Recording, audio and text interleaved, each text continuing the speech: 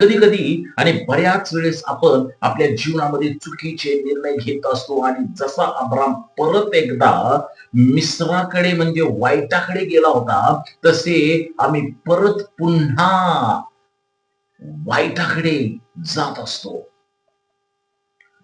त्याचबरोबर आम्ही अब्रामाप्रमाणे परिस्थितीला घाबरतो. आम्ही मागच्या आठवड्यात पाहिलेलं आहे, सॉरी मागच्या धड्यामध्ये किंवा मागच्या व्हिडिओमध्ये पाहिलेलं आहे, की अब्राम घाबरला होता.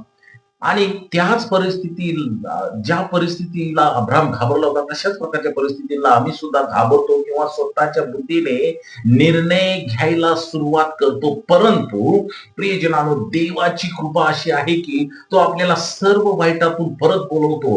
पुन्हा त्याच जागी बोलवतो, जिथे आपण परमेश्वराला प्रथम पाहिलेले असते. प्रथम परमेश्वरानं अब्रामाला जिथं दर्शन दिलं होतं, वेदीद्वारे तो बोलला होता किंवा परमेश्वर त्या ठिकाणी बोलला होता, तिथं तो परत आलेला आहे.